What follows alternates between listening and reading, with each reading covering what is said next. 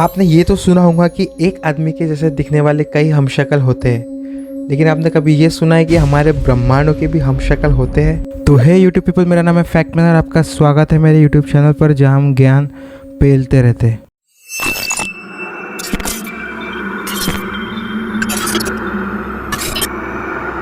अब तक तो आप समझ ही गए होंगे कि मैं किस चीज़ की बात कर रहा हूँ। जी हाँ, मल्टी यूनिवर्स के बारे में। तो आज मैं आपको मल्टी यूनिवर्स और पैरेलल यूनिवर्स के बारे में बताऊंगा साइंस थ्योरी और रिलीजन कथाओं के ढंग से, जिसमें हम ये पता करेंगे कि मल्टी यूनिवर्स और पैरेलल यूनिवर्स असल में होते हैं या नहीं। साइंटिस्टों की थ्योरी के हिसाब से 4 टाइप के अलग अलग पैरेलल यूनिवर्स मौजूद है, जिसमें पहला एक्सटेंशन यूनिवर्स। इस थ्योरी के हिसाब से स्पेस इन्फिनिटी है और हमेशा इन्फिनिटी रहेगा। इन्फिनिटी मतलब अनंत। लेकिन इनमें से कुछ यूनिवर्स देखने लायक है, इसलिए वो सब लाइट के स्पीड से बंधे हुए हैं और इसी के वजह से इन दिखने वाले ब्रह्मांडों के कई सारे कॉपीज हो सकते हैं। मतलब कि जैसे हमारा सोलर सिस्टम है वैसे ही और सोलर सिस्टम भी हो सकते हैं। जैसे कि हमारी कई सारी कॉपी भी हो सकती है, जैसे कि हमारे तुम्हारे जैसे दिखने वाले भी कई सारी कॉपीज हो सकते हैं। Second, bubble universe. इस थ्योरी के हिसाब से हमारा ब्रह्मांड एक बबल है और ऐसे बहुत सारे बबल्स हैं जो अलग अलग यूनिवर्स है और ये यूनिवर्स किसी बड़े से समुद्र में तैर रहे हैं और इस चीज़ को इंग्लिश में हाइपर स्पेस कहा जाता है। और अगर ये बबल आपस में टकराए तो ये बबल आपस में जुड़ भी सकते हैं और स्प्लिट भी हो सकते हैं, मतलब अलग अलग हो सकते हैं। Number 3, supercharge membrane universe. ये थ्योरी निकली है एम थ्योरी से, जहाँ एम का मतलब मेम्ब्रेन होता है और इस थ्योरी के हिसाब से जो सबसे छोटे पार्टिकल्स होते हैं वो कोई डॉट नहीं बल्कि वाइब्रेट करती हुई स्ट्रिंग है, बिल्कुल एक गिटार स्ट्रिंग की तरह, और इसे स्ट्रिंग थ्योरी भी कहते हैं। और ये थ्योरी ये भी कहती है कि हमारे ब्रह्मांड फ्लैट है, बिल्कुल एक न्यूज़पेपर की तरह जहाँ हर पन्ने में अलग अलग खबर है। और ऐसे कई सारे मेम्ब्रेन हो सकते हैं जो बहुत पास है और थ्योरी के हिसाब से ये सारे ब्रह्मांड एक दूसरे से कनेक्टेड भी हो सकते हैं। हमारे यूनिवर्स की घटना वहाँ भी असर कर सकती है, वो वाली यूनिवर्स की घटना यहाँ भी असर कर सकती है, लेकिन हम इसे देख नहीं सकते because of different dimension. Number 4, quantum mechanics many world. Quantum mechanics में जो छोटे पार्टिकल्स होते हैं, जो इलेक्ट्रॉन, वो बहुत ही अजीब बिहेव करता है। वो कभी यहाँ होता है तो कभी वहाँ होता है तो कभी दोनों जगह होता है। शायद हो सकता है कि वो कई छोटे डायमेंशन से इंटरेक्ट होकर अलग अलग यूनिवर्स में सफ़र कर रही हो। क्वांटम मैकेनिक्स के नियमों के हिसाब से हर पॉसिबल घटनाएं कहीं ना कहीं हर पॉसिबल घटना कोई ना कोई यूनिवर्स में हो सकती है। मतलब ऐसी हर पॉसिबल घटना जो हो सकती है वो हमेशा कहीं ना कहीं घट के रह सकती है, चाहे वो हमारे यूनिवर्स में हो चाहे वो दूसरे यूनिवर्स में हो। ये तो थी उन 4 टाइप की थ्योरी। ये बस थ्योरी है, इससे हमें ना कोई रिजल्ट मिला ना कुछ।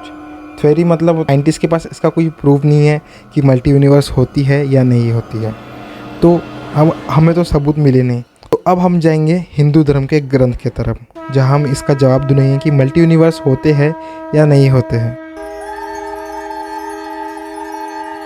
तो सबसे पहले हम देखेंगे श्रीमद् भगवत पुराण में। श्रीमद् भगवत पुराण में बताया है कि जब ब्रह्मदेव को श्री कृष्ण के ऊपर शक हुआ था कि वो भगवान विष्णु के अवतार है या नहीं है, तो उन्होंने श्री कृष्ण की परीक्षा लेने की सोची। लेकिन श्री कृष्ण जानते थे कि ब्रह्मदेव उनकी परीक्षा ले रहे हैं, तो श्री कृष्ण ने एक लीला रची। श्री कृष्ण ने अलग अलग ब्रह्मांड से, यानी कि अलग अलग यूनिवर्स से अलग अलग ब्रह्मदेव को बुला लिया। किसी के 6 सर थे तो किसी के 4 सर थे। फिर ब्रह्मदेव ने जब देखा कि इतने सारे ब्रह्मदेव कहाँ से आ गए, वो शॉक हो गए।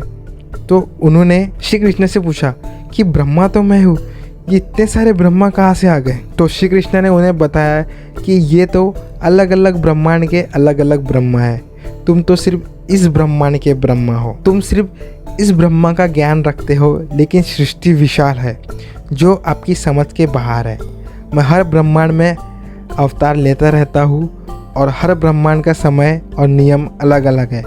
फिर तब ब्रह्मा का घमंड टूटा और उन्होंने कृष्ण से माफ़ी मांगी उनकी परीक्षा लेने के लिए। ये तो हो गई मल्टी यूनिवर्स के बारे में।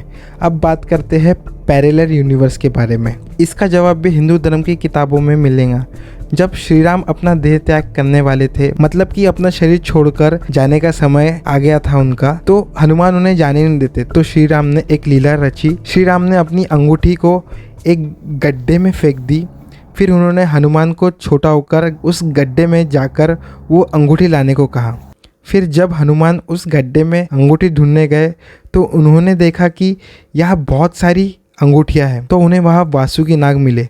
तो उन्होंने उनसे पूछा कि इनमें से श्री राम की अंगूठी कौन सी है। तो वासुकी नाग ने कहा कि ये सारी अंगूठियाँ श्री राम की ही हैं, और यहाँ जब जब तुम अंगूठी लेने आते हो तब तब वहाँ ऊपर श्री राम अपना देह त्याग देते हैं। तो ये है पैरेलल यूनिवर्स की घटना। मतलब तो जब जब मतलब हनुमान नीचे आते हैं तब तब ऊपर वहाँ श्री राम अपना देह त्याग कर देते हैं। श्री राम ने उन्हें एक पैरेलल यूनिवर्स के गड्ढे में भेज दिया था ताकि वो कंफ्यूज हो जाए और ऊपर श्री राम देह त्याग कर दे। तो ऐसा लगता है कि जो हमारे धर्म ग्रंथ की जो किताबें हैं वो कोई कथाएं नहीं, बल्कि वो एक साइंस है, प्योर साइंस। आजकल की साइंस के हिसाब से भी ज़्यादा बड़ी साइंस। अब आप बोलोगे कि आजकल की टेक्नोलॉजी तो ज़्यादा आगे है और पहले की टेक्नोलॉजी तो उतनी नहीं थी। तो मैं आपको बता दूं कि पहले के लोग जो टेक्नोलॉजी बनाते थे वो हर चीज़ देख के बनाते थे। मतलब किसी को कोई नुकसान तो नहीं हो रहा है, किसी का ना नुकसान हो ना कुछ। रथ इसलिए था क्योंकि उसमें कोई पॉल्यूशन नहीं होता था। और आजकल की जो गाड़ियाँ होती है उसमें इतना प्रदूषण होता है कि लोग बीमार भी पड़ सकते हैं पहले के मतलब। और ऐसी बहुत सारी चीज़ें हैं जो समझ के बाहर है। तो बस आज के लिए इतना ही। मिलते हैं अगले वीडियो में। सी यू सून। अगर वीडियो पसंद आई तो वीडियो को लाइक कर देना, चैनल को सब्सक्राइब कर देना अगर नए हो तो, और वो बेल आइकन को दबा देना ताकि मेरे वीडियो के नोटिफिकेशन आपको मिलते रहे। तो मिलते हैं अगली वीडियो में। सी यू सून।